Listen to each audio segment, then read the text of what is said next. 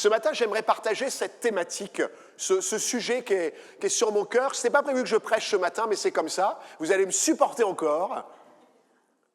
Voilà, je voudrais... Il y a les Jeux Olympiques bientôt, vous le savez. Hein, là, voilà. Mais j'aimerais partager cette pensée ce matin. 4 qualités de l'Église victorieuse. 4 qualités. Alors certainement qu'il y en a d'autres, mais dans le texte qu'on va partager ce matin, il y a 4 qualités de l'Église victorieuse. L'Église, elle est victorieuse parce qu'elle a des qualités. Vous savez, les commémorations du 6 juin, on en a eu toute la semaine, nous ont montré des hommes là qui ont 98 ans, 100 ans pour certains, même plus. Ils ont eu des qualités. Qualité de persévérance, qualité de courage. Et l'Église victorieuse a des qualités. Vous le croyez? Et l'Église, c'est qui? C'est nous. C'est toi, mon frère, c'est toi, ma sœur, c'est nous, l'Église de qualité. Ce matin, j'aimerais partager ce texte de 2 Chroniques, chapitre 20. Alors, on ne va pas lire le texte en entier, et je voudrais me laisser conduire par l'Esprit. Il y a 4 petits points. 2 Chroniques 20, et on va lire les 2 premiers versets, puis le verset 12, ça va nous introduire un petit peu dans cette pensée. 2 Chroniques, chapitre 20, verset 1er.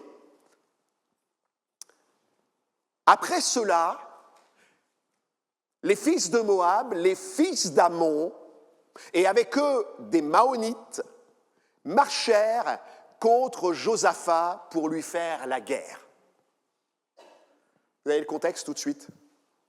On va en informer Josaphat en disant « Une multitude nombreuse s'avance contre toi depuis l'autre côté de la mer, depuis la Syrie, et ils sont à Hatzatson Tamar, qui est En-Gedi. » Et on va au verset 12. C'est la partie petit b du verset 12. Et Josaphat va dire à Dieu ceci: « Nous sommes sans force devant cette multitude nombreuse qui s'avance contre nous, et nous ne savons que faire, mais nos yeux sont sur toi. » Amen. Est-ce que quelqu'un a des combats ce matin? Est-ce que quelqu'un a des ennemis ce matin? Je ne parle pas dans l'église. Hein. Ou alors vous venez me voir, il faut qu'on règle les problèmes. Mais ce matin, on a pu venir dans ce lieu avec des combats, avec des choses qui sont devant nous comme inquiétantes, troublantes. Et Josaphat, ici, va vivre quelque chose d'extraordinaire. Le contexte est sans appel pour lui. Juda, Jérusalem et Juda, que je nommerai ces 3 entités-là, Josaphat, Jérusalem et Juda, je vais les nommer assemblées. Vous permettez que je dise ça? D'ailleurs, ça va être dit dans le texte. Assemblée, c'est une assemblée, nous sommes une assemblée. Vous n'êtes pas tout seul, je ne suis pas tout seul, mais on est on est ensemble. Vous aimez ce nom ensemble? Vous savez, dans les Actes des Apôtres, il est dit, ils étaient tous ensemble, dans le même lieu. Et vous savez ce qui s'est passé? Le Saint-Esprit est venu, alléluia. L'assemblée, Josaphat, Jérusalem et Juda sont une assemblée. Et cette assemblée est face à une difficulté, un combat, quelque chose de terrible. Pas question de faire appel à des alliés, c'est trop tard. Pas question de mettre en place une stratégie, le temps est trop court. Et ils vont s'unir. Et je voudrais dire que l'Église qui est victorieuse, c'est une Église qui va s'unir. L'Église qui est victorieuse, qui triomphe, c'est une Église qui est unie. L'Église qui est victorieuse, c'est une Église qui est liée les unes entre les autres dans l'amour fraternel. L'Église victorieuse, ce n'est pas une Église qui tire d'un côté, qui tire de l'autre. C'est une Église qui va dans le même sens. Il y a 3 amens. C'est une Église qui se dit, oui, on veut aller de l'avant.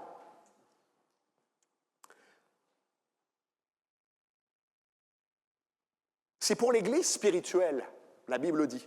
Les portes du séjour des morts ne prévaudront pas contre elle. Vous êtes d'accord avec ça? L'Église structurelle que l'on est là, matérielle sur la terre, le diable s'en donne à cœur joie.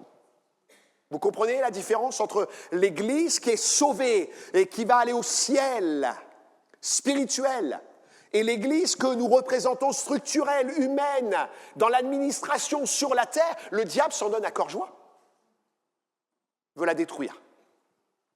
Il veut la détruire. Il veut la diviser. Et il va trouver toutes sortes de moyens pour la diviser. Il est le voleur, il est celui qui dérobe, qui égorge et qui divise. Et là, l'assemblée, Josaphat, Jérusalem et Juda sont face à une complexité. Et il va vivre une communion à l'image de l'Église, celle qui triomphe. Je crois que l'Église qui est là, qui est comme symbolisée par Josaphat, Jérusalem et Juda, c'est l'Église qui est là dans les derniers temps.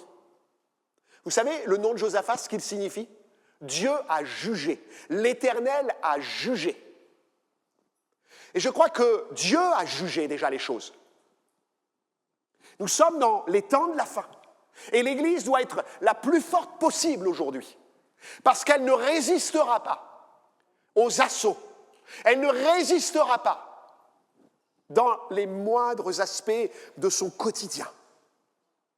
Alors, je voudrais vous faire voir une carte. Je ne sais pas si vous voyez bien. C'est Israël, du temps des rois, là, des tribus. Et dans le cercle, je l'ai grossi à côté. Et vous voyez que Ammon, Moab et les Maonites étaient un petit peu plus bas et venaient attaquer Juda, Jérusalem. Vous voyez le petit Benjamin là, il y a Jérusalem en dessous. Et ils venaient là, ils traversaient.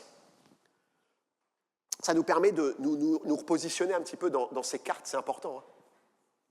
Et je voudrais vous dire que la première qualité de l'Église qui est victorieuse, l'Église triomphante, est de se disposer à chercher Dieu. Vous allez dire, mais il fait à chaque fois, il nous dit la même chose. Ben, je ne changerai jamais. Une Église qui triomphe, c'est une Église qui se place devant Dieu. Une Église qui triomphe, c'est une Église qui vit la vie de Dieu. L'Église qui triomphe, ce n'est pas une Église qui fait des affaires, qui fait du commerce, qui fait des actions imagées dans le monde, de la communication, ce n'est pas ça. Une Église qui triomphe, c'est une Église qui prie, qui se place devant Dieu. Elle peut faire le reste, mais ça aura de la puissance que si elle est devant Dieu. Si elle prie Dieu. On va lire au verset 3 jusqu'à 6. Et on va circuler dans ce chapitre 20. Dans sa frayeur, Josaphat se disposa à chercher l'Éternel. Et il publia un jeûne pour tout Juda. Juda s'assembla pour invoquer l'Éternel, et l'on vint de toutes les villes de Juda pour chercher l'Éternel. Josaphat se présenta au milieu de l'assemblée de Juda et de Jérusalem dans la maison de l'Éternel, devant le nouveau parvis, et il dit, la Bible du Semeur dit, il pria. Si Josaphat est le leader, parce que c'est ça en fait, Josaphat ne prend pas le parti de combattre seul. On doit combattre ensemble. On doit prier ensemble. On doit pleurer ensemble. On doit se réjouir ensemble. Et je crois que c'était un homme qui avait l'habitude, c'est noté, de consulter Dieu. Vous regarderez le chapitre 18, versets 4 et 6. Mais l'enjeu était trop grand et concerne tout Juda. Il y a des combats, mes amis, qui concernent l'Église entière. Quand quelqu'un est malade, l'Église entière est concernée.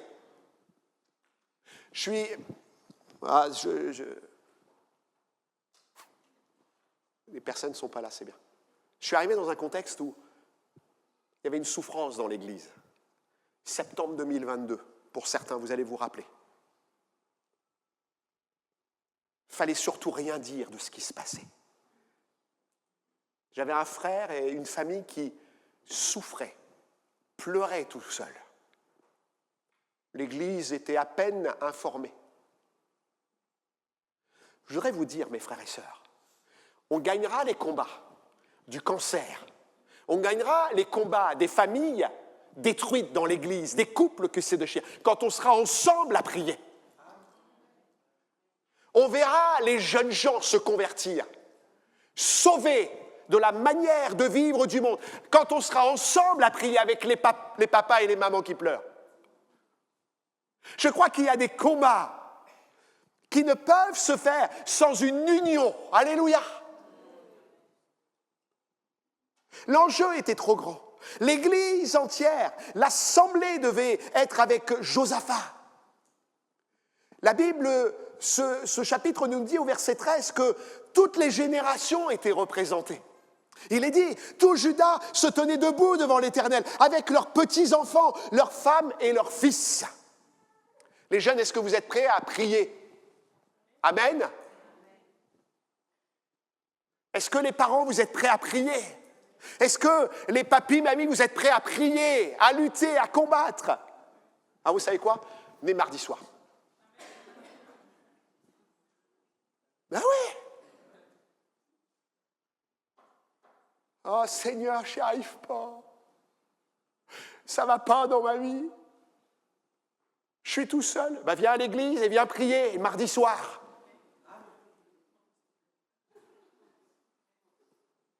Si tu as du temps, si ton travail t'empêche, voilà, on est sur la terre. Mais si tu as du temps, décale peut-être ta salle de gym, décale peut-être ta soirée cinéma, mais viens à la prière mardi soir. Alors il y a des études, il y a des temps de prière, mais c'est la vie de l'Église, c'est là que tu remportes les combats. C'est là que l'Église va prier avec et pour toi.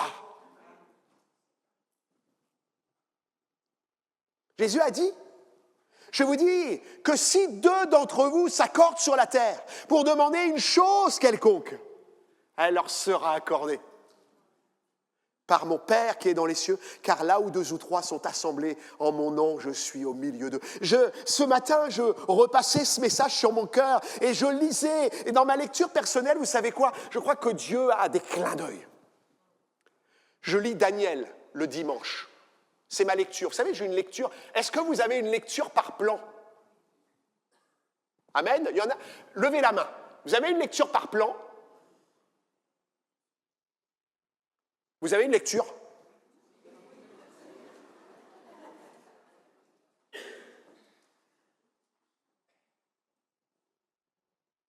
Alors, le dimanche, là, c'est mon passage chez Daniel.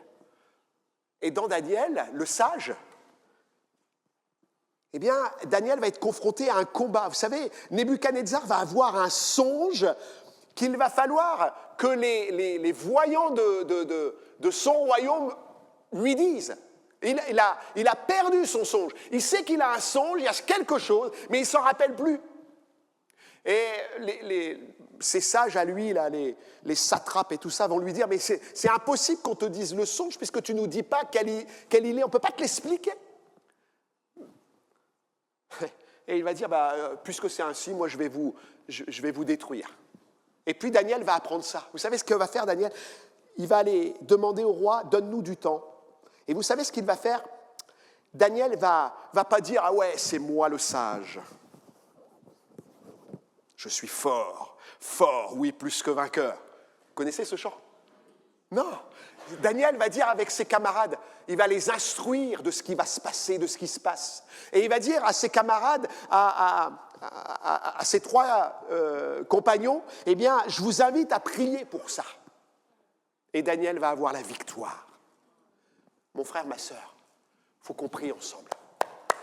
Mon frère, ma sœur, il faut qu'on soit unis. Plus on est à l'église le mardi soir, plus on a des victoires. Victoire pour le local, victoire pour la ville, victoire sur le mal, victoire sur la maladie, victoire sur la conversion de nos jeunes.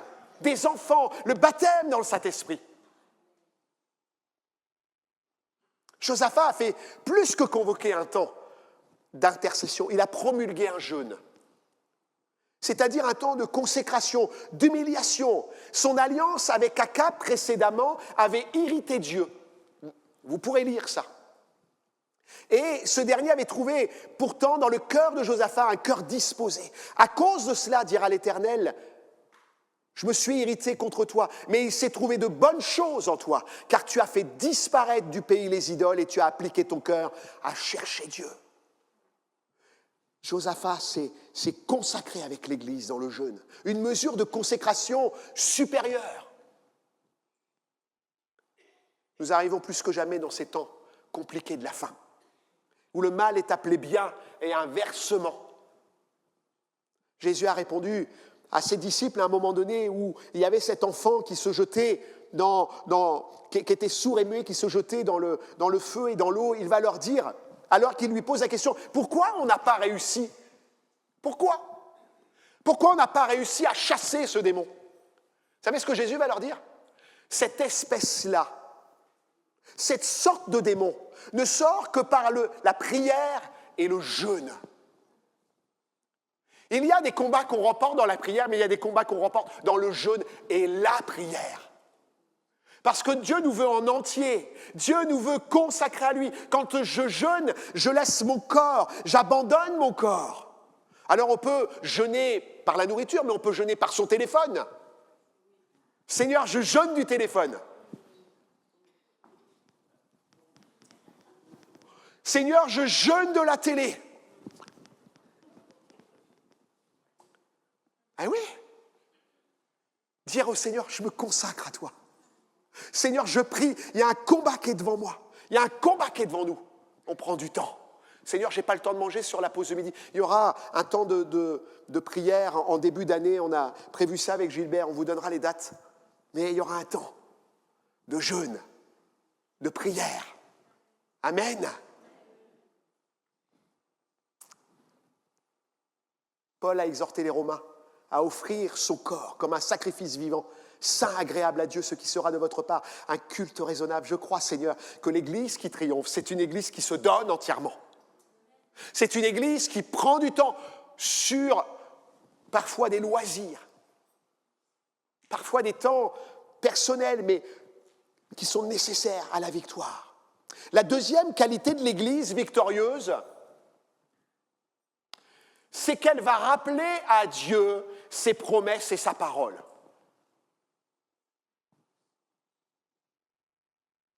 Vous vous rappelez ceux qui ont eu des enfants ou qui en ont ? Maman, papa, t'avais dit que j'aurais ça. Ça vous parle ? Papa, maman, quand j'ai fait mes devoirs, t'as dit que je pourrais aller dehors avec mes copains.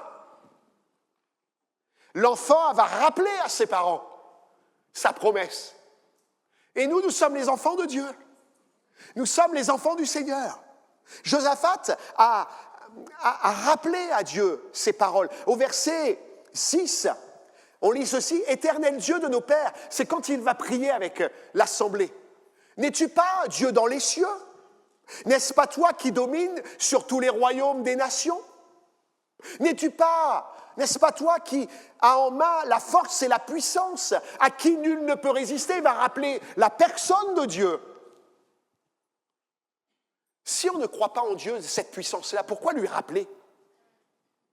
Pourquoi chanter « Dieu, tu es saint » ce matin, si dans nos vies, ce n'est pas saint, si on ne cherche pas la sainteté ? J'ai besoin de rappeler à Dieu qui il est, mais de rappeler à Dieu ses promesses. Il va continuer. N'est-ce pas toi, notre Dieu, qui a chassé les habitants de ce pays devant ton peuple, d'Israël, et qui l'a donné pour toujours à la postérité d'Abraham qui t'aimait ? Ils l'ont habité et ils y ont bâti un sanctuaire pour ton nom. Et vous savez que Josaphat va rappeler l'histoire d'Israël. Le grand Dieu, le Dieu qui a donné Canaan, le Dieu qui a donné à Salomon de construire le temple. Il va dire, Ils l'ont habité, ils t'y ont bâti un sanctuaire pour ton nom en disant, s'il nous survient quelque calamité, l'épée, le jugement, la peste, la famine, nous nous présenterons devant cette maison et devant toi, car ton nom est dans cette maison, nous crierons à toi du sein de notre détresse, et tu exauceras et tu sauveras. Maintenant, voici les fils d'Ammon et de Moab, et ceux de la montagne de Séhir, chez lesquels tu n'as pas permis à Israël d'entrer quand il venait du pays d'Égypte, car il s'est détourné d'eux et ne les a pas détruits. Les voici qui nous récompensent en venant nous chasser de ton héritage, dont tu nous as mis en possession. Ô notre Dieu, n'exerceras-tu pas tes jugements sur eux, car nous sommes sans force devant cette multitude nombreuse qui s'avance contre nous. Josaphat va rappeler la grandeur de Dieu. Josaphat va rappeler les promesses de Dieu qui donnaient Canaan. Josaphat va rappeler que Salomon a fait une prière dans le temple, exaucée par Dieu, agréée de Dieu. Josaphat va rappeler l'histoire d'Israël qui avait contourné Moab et Ammon. Mon frère, ma sœur, n'as-tu pas des promesses à rappeler à Dieu ? N'avons-nous pas, nous qui lisons la Bible avec un plan,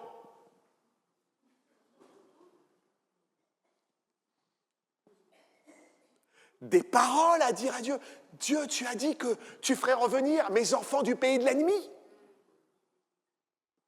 Seigneur, tu as dit que par tes meurtrissures, nous avons la guérison.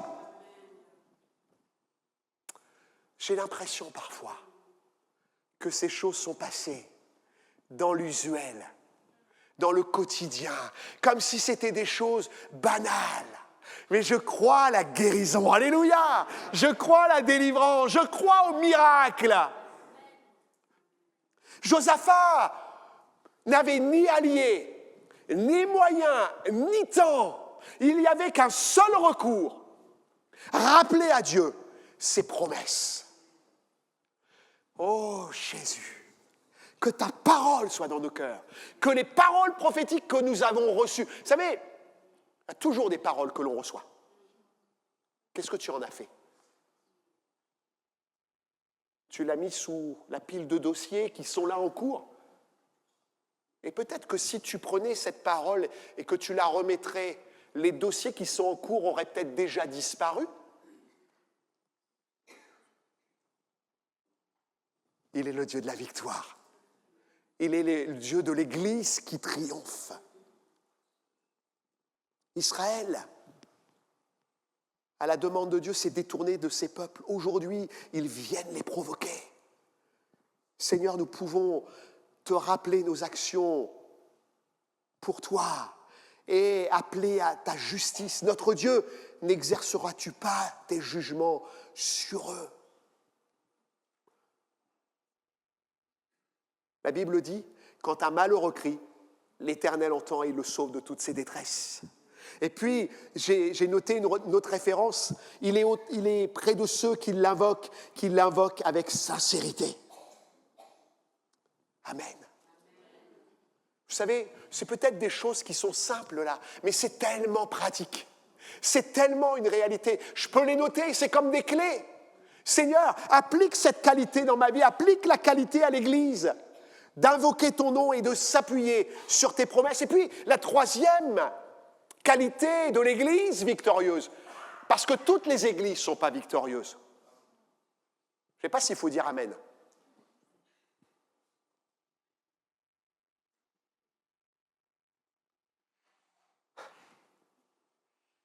Il y aura une lettre, il y aura 7 lettres à la fin dans le livre de la Révélation. 7 lettres adressées à 7 églises d'Asie mineure, Turquie actuelle.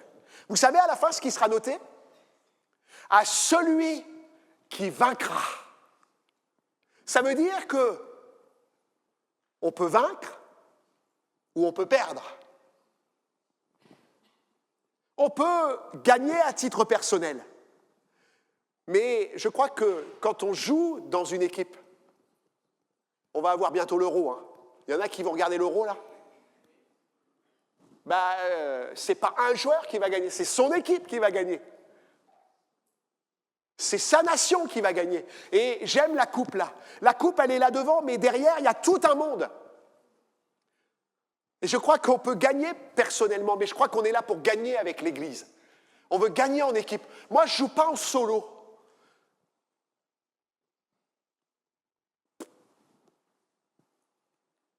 Ce n'est pas mon but. Mon but, c'est que tous, on ait une Église vivante, victorieuse. Et la troisième qualité, c'est être prédisposé à la manifestation de l'Esprit. L'Église qui est victorieuse, c'est une Église prédisposée à la manifestation de l'Esprit. Amen.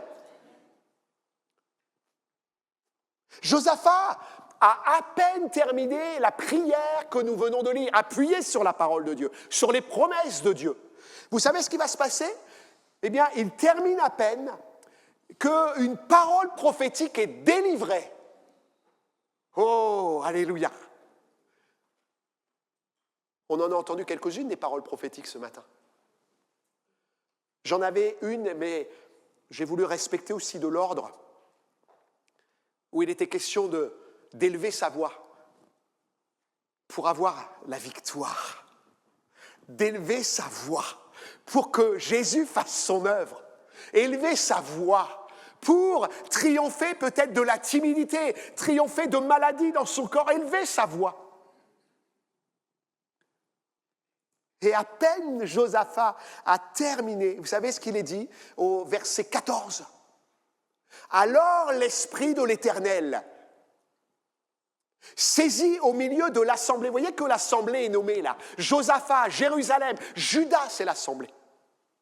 Jacaziel, fils, alors je vais revenir sur les noms, vous allez voir que c'est très intéressant.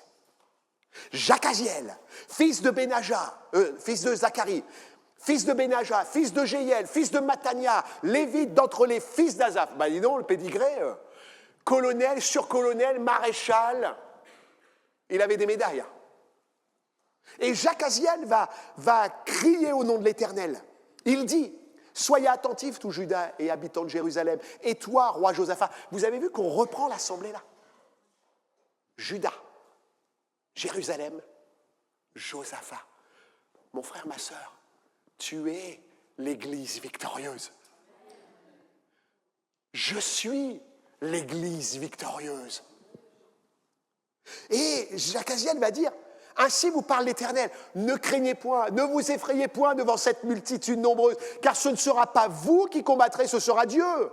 Demain, descendez contre eux, ils vont monter par la colline de Tsitz, et vous les trouverez à l'extrémité de la vallée, en face du désert de Jéruel. Vous n'aurez point à combattre en cette affaire. Présentez-vous, tenez-vous là, et vous verrez la délivrance que l'Éternel vous accordera. Juda et Jérusalem, ne craignez point et ne vous effrayez point. Demain, sortez à leur rencontre, l'Éternel sera avec vous. Wow.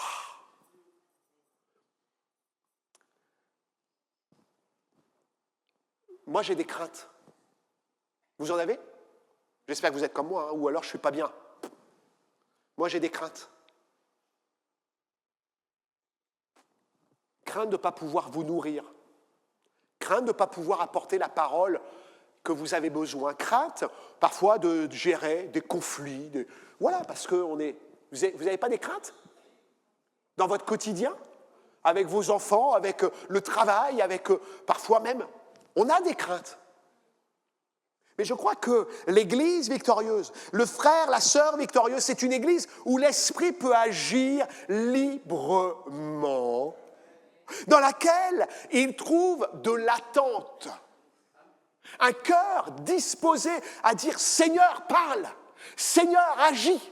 Seigneur, fais ce que tu veux !» Wow. Oh non, non, je retire, fais ce que tu veux. Agis, parle. Parce que fais ce que tu veux si ça me bouscule moi. Vous êtes prêts à être bousculés?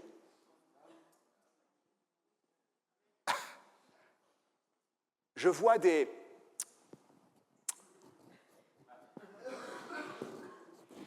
non pas que c'est un refus, hein. Je ne crois pas que c'est un refus, mais on a peur des fois, où le Saint-Esprit peut nous emmener. Dans quoi le Saint-Esprit peut nous faire pénétrer? L'Église qui trouve l'Esprit, ou qu'il y a une église qui trouve son attente, une disposition de cœur. L'assemblée n'était pas sous la nouvelle alliance, mais l'Esprit est en action. Vous savez que l'Esprit est là depuis la création, mais dans l'Ancien Testament, dans l'Ancienne Alliance, il va agir dans des moments particuliers avec des personnes particulières. À la Pentecôte, il va se répandre sur toutes les âmes, en un si grand nombre qu'il les a appelés. Et là, Jacques Aziel va recevoir la parole prophétique, il va être saisi, homme de la tribu de Lévi. Et le message qu'il va délivrer, c'est un message qui s'adresse aux 3 entités de l'Église, les 3 entités de la nature humaine de l'Église. Parce que nous sommes composés d'hommes et de femmes. Et l'Esprit va s'adresser à l'âme. Dieu parle de paix et de sérénité. Ne craignez point, ne soyez pas effrayés devant cette multitude nombreuse. Et il le répète 2 fois. Je crois que l'Église a besoin de paix. Je crois que l'Église a besoin de sérénité. Je crois que l'Église a besoin d'être dans le repos. Amen. Pas dans les conflits, pas dans les inquiétudes. Dieu prend soin du bien-être de son peuple. Et puis, la parole prophétique va parler à l'esprit de l'assemblée. Dieu révèle à l'assemblée que c'est lui qui va combattre. Mon âme, elle est en paix. Mon bien-être, Seigneur, je viens à l'église, je suis en paix. Seigneur, dans mon esprit, dans l'esprit de l'église, c'est toi qui combats. Vous êtes d'accord? C'est toi qui combats. Car ce ne sera pas vous qui combattrez, ce sera Dieu. Quelle assurance de savoir que Dieu combat pour son Église. On a des choses à faire. Parce qu'on va le voir, l'Esprit parle à notre âme, nous donne la paix. L'Esprit parle à notre esprit pour nous dire que c'est lui qui combat. La version de la Bible du Sommeur est intéressante parce qu'elle dit « Cette guerre n'est pas votre affaire, c'est celle de Dieu ». Il y a des guerres que nous menons qui ne sont pas celles de Dieu. Et nous voudrions mettre Dieu dedans. Quand Josaphat est parti avec Akab pour gagner Galade,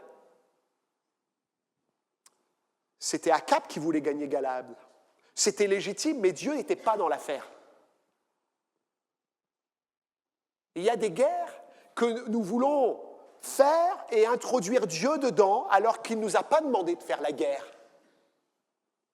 Alors la guerre, vous pouvez comprendre que c'est un combat, une lutte contre quelque chose, quelqu'un, obtenir quelque chose, mais parfois Dieu n'est pas dans ça. Alors on a beau se battre et on dit « mais le Seigneur !» Mais le Seigneur nous dit et te dit ce matin « arrête de te battre pour ça, je ne t'ai pas demandé de te battre pour ça. » Alors on peut se battre pour une place de travail, on peut se battre pour une université, on peut essayer par tout moyen d'entrer quelque part. On peut se battre contre un voisin, un membre de famille en voulant le convertir. C'est l'Esprit qui convertit. Ne fais pas de ton combat le combat de Dieu, mais fais du combat de Dieu ton combat.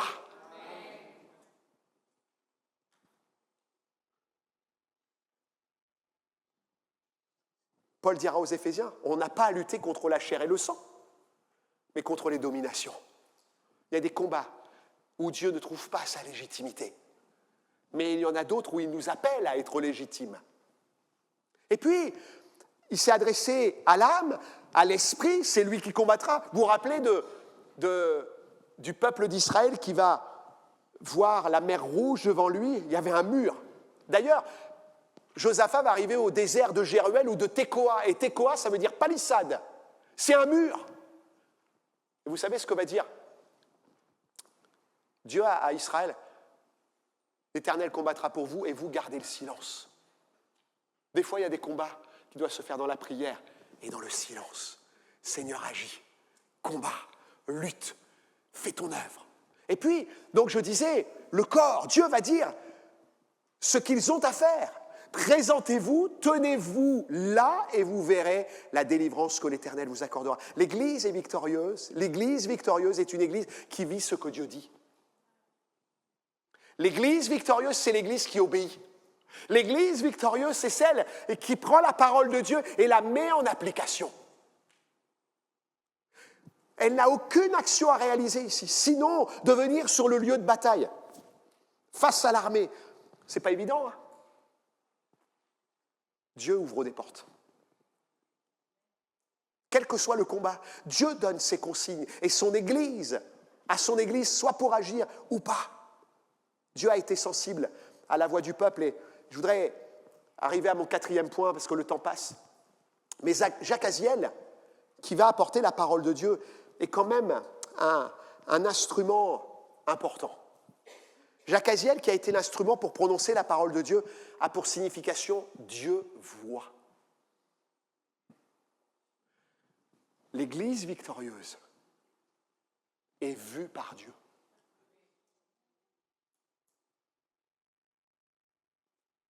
Et l'Église victorieuse a la réponse de Dieu parce que Dieu voit. Et puis, si je remonte la filiation, Jacaziel, eh bien, est le fils de Zacharie. L'Éternel se souvient. J'ai rappelé des paroles, mais t'inquiète pas, je me souviens, dira Dieu. Puis on peut continuer. Hein. Fils de Benaja. Benaja signifie, c'est l'Éternel qui a bâti.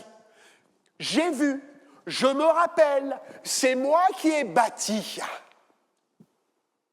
C'est incroyable. Vous ne trouvez pas ça extraordinaire? Et puis, le fils de Jéiel. Jéiel, c'est Dieu qui emporte au loin. C'est Dieu qui les a amenés là. C'est Dieu qui les a transportés là. Mon frère, ma sœur, Église du Havre, Dieu vous a établis là. Dieu a bâti. Dieu se souvient. Dieu voit. Alléluia. Vous savez, des générations nous ont précédés et on est rentré dans leur action. Et Dieu se souvient. Dieu voit. Et puis, si je vais jusqu'au bout, Matania signifie don de l'Éternel. L'assemblée est un don de l'Éternel. Et puis, Asaph, celui qui rassemble, celui qui prend soin comme un troupeau. Je crois que Dieu a son regard sur l'Église. L'Église victorieuse a cette qualité qu'elle est prédisposée à la manifestation de l'Esprit. Seigneur, je veux être cette Église, je veux être dans cette Église, je veux participer à cette Église, je veux être un élément de cette Église. Et puis je termine. La 4e pensée, c'est exercer sa foi jusqu'au bout. L'Église victorieuse exerce sa foi jusqu'au bout. La veille, l'Assemblée a vécu un temps extraordinaire. Vous savez, c'est comme si on montait sur la montagne, on a un temps de louange, il y a des paroles prophétiques, mais le lendemain, on va dans la vallée. Alors, on pourrait se dire, oh non, c'est bon, on a vécu un super moment, on ne va pas plus loin.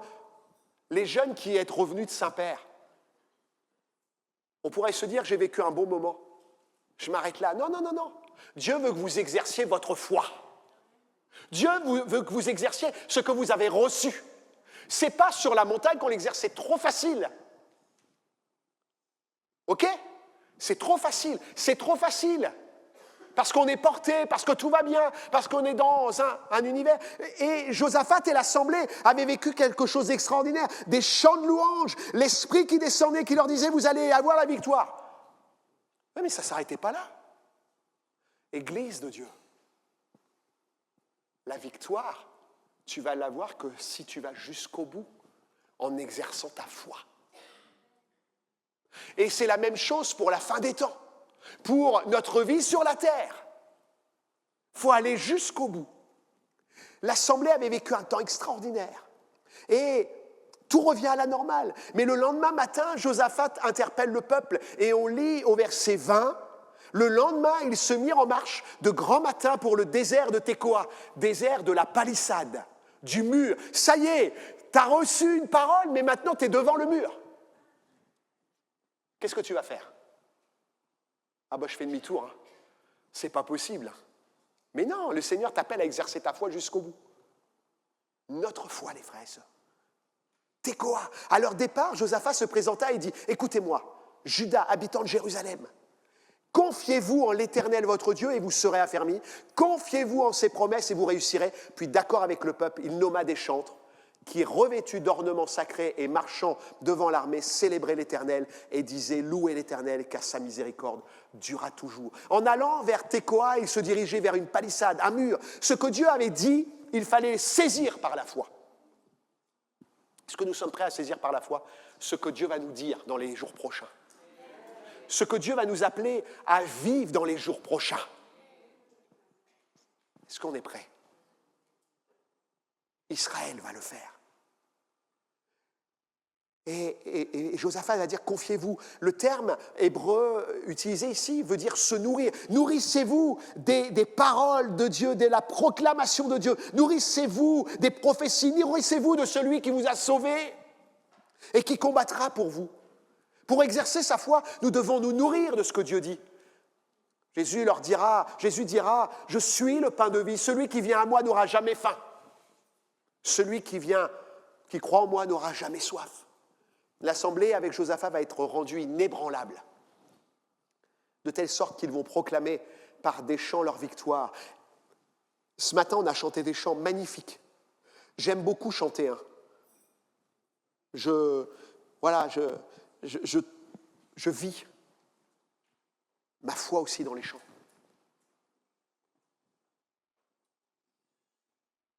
On a chanté « Il est saint », on a chanté que ces murs tremblent. Vous savez, ils vont chanter. Ils vont chanter. Israël va chanter, Judas va chanter là. Des chants de victoire. Et ils n'avaient rien mis en place, aucune stratégie, ni pris à leur solde des hommes, du matériel. Dieu leur avait fait vivre une victoire extraordinaire dans la foi. Et cette foi, ils vont la mettre en application dans les chants. Et verset 22, je voudrais terminer là-dessus. Au moment où l'on commençait les chants et les louanges, l'Éternel plaça une embuscade contre les fils d'Amon et ceux de la montagne de Séhir qui étaient venus contre Juda, et ils furent battus. Il y a des victoires que nous ne voyons pas de nos yeux, pour l'instant. Parce qu'ils marchaient, ils chantaient. Il a fallu qu'ils montent, parce qu'il est dit qu'ils vont voir la vallée. Et ils vont voir des corps. Ils sont allés dans le désert sans voir, sans avoir de notion de ce qui se passait. Dieu travaille dans l'invisible. Dieu travaille sans que tu le vois, mais parce que tu pries, parce que tu le loues, parce que tu crois, parce que tu es prédisposé à recevoir l'Esprit. Il est en train de travailler. Je crois à la victoire de l'Église. Je le crois. Et vous ne me l'enlèverez jamais. Mais je crois que Jésus est celui qui donne la victoire. Mais faut-il trouver en nous des cœurs disposés à prier ensemble, des cœurs disposés à crier à Dieu sur sa parole, disposés à dire, Seigneur, par ton esprit, nous attendons des paroles, nous attendons des visions, nous attendons des songes, nous attendons, Seigneur, des miracles. Mais avant ça, Seigneur, on veut te louer par des chants, par de la joie. La suite du récit nous dit que l'assemblée va repartir avec un butin considérable.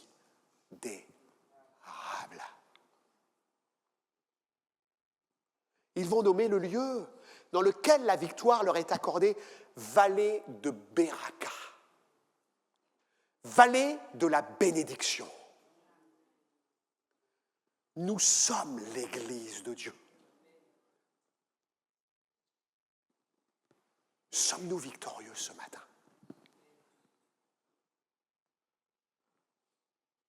Il y a des qualités à avoir. Je crois qu'ensemble, il faut que nous cultivions ces qualités. Est-ce que vous êtes prêts à cultiver ces qualités? Seigneur, viens au milieu de nous. Il y a des combats en cours, des combats sont à venir. On est sur la terre. Hein. Peut-être que ce matin, on est dans la vallée des pleurs, la vallée de Baca. Ou peut-être qu'on est dans la vallée de Tsalmévet, la vallée de l'ombre de la mort. Mais je crois que Dieu veut changer notre vallée ce matin, en vallée de bénédiction. Je crois que Dieu est capable de nous sortir de l'affaire du local. Je crois que Dieu est capable de nous donner un avenir et de l'espérance. Je crois qu'il est capable, mon frère, ma sœur, de ramener tes enfants. Peut-être que tu ne le verras pas de ton vivant, mais Dieu le fait.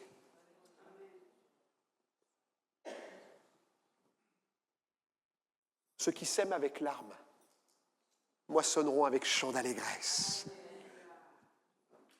Josaphat, Jérusalem et Juda pleuraient, ils s'inquiétaient, mais Dieu leur a donné la victoire. Ils ont pleuré devant lui, ils ont humilié leur cœur dans le jeûne, la prière, ils ont crié à lui et je crois que Dieu a entendu, il a vu, il s'est souvenu. Amen. Alors est-ce qu'on peut prier pour notre assemblée ce matin? Amen. Seigneur, ce matin, je m'unis à l'Église. L'Église s'unit à moi pour te demander, Père, rends-nous victorieux. Seigneur, trouve en nous les qualités de l'Église victorieuse. Qualité nécessaire de la prière, qualité nécessaire du rappel de ta parole, qualité nécessaire de la réception de l'Esprit, qualité nécessaire du chant et de la louange, d'exercer notre foi jusqu'au bout. Seigneur, je crois que tu as des victoires pour chacun de nous, que tu as des victoires pour l'Église, que tu as des victoires pour les familles, que tu as des victoires pour les jeunes. Ce matin, bénis l'Église, que cette parole reste sur nos cœurs, Père, qu'elle puisse être ruminée, Seigneur, rappelée, vérifiée, priée, et Seigneur, qu'elle soit une base pour notre vie de piété, Père. Tu es le Dieu de la victoire, et nous sommes l'Église du Dieu de la victoire. Alors, par conséquent, nous voulons être l'Église de la victoire. Père, au nom de Jésus, Amen. Amen. Amen.